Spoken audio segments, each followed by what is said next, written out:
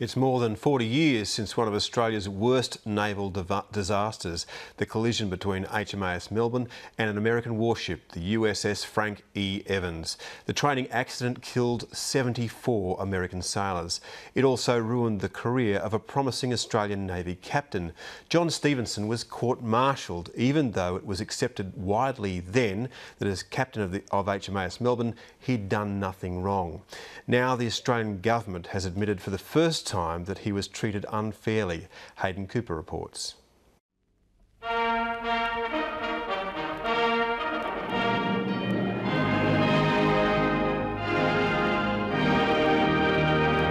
The aircraft carrier Melbourne, and in tonight's news, pictures received by satellite of the damage suffered in yesterday's collision.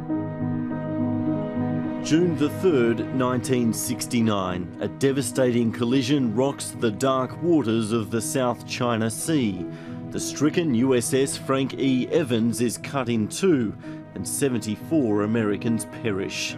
Australia's HMAS Melbourne is severely damaged.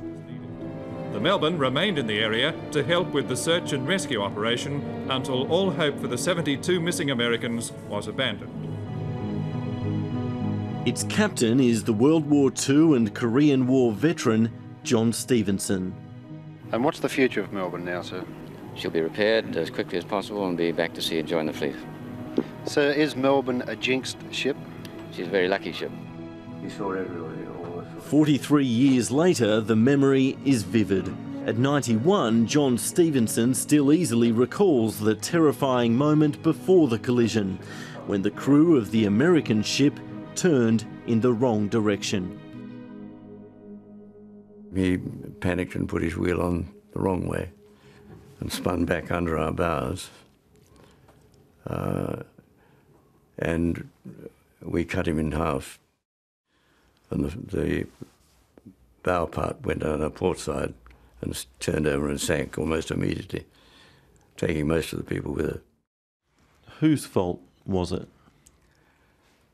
It was the incredible incompetence of the Evans crew, particularly the captain. He knew when we were going to fly aircraft, he knew we'd be calling him in when we did, and he stayed in his bed.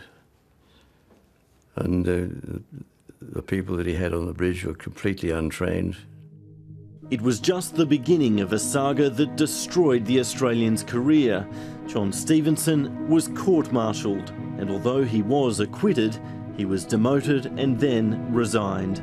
To this day, he views himself as a scapegoat. That was done to satisfy the Americans. They didn't really want to be found to blame totally. They had to get some blame pushed onto us. And our people accepted that. Australia also accepted an American as chairman of the joint inquiry that followed, the same man who had ultimate command of the USS Frank E. Evans. The inquiry found both ships at fault and said Captain Stevenson should have taken evasive action sooner. Ever since, the captain and his family have been fighting to set the record straight. An incredible injustice. You know, a frustration for me was that no one recognised it, and it wouldn't matter how many people I spoke to. They would say, it's a terrible injustice. And I kept thinking, well, why isn't the government making a better acknowledgement of this? Why hasn't the Navy come out with a proper apology? Now, 4 decades on, that time has come. He was treated unfairly. The court-martial in particular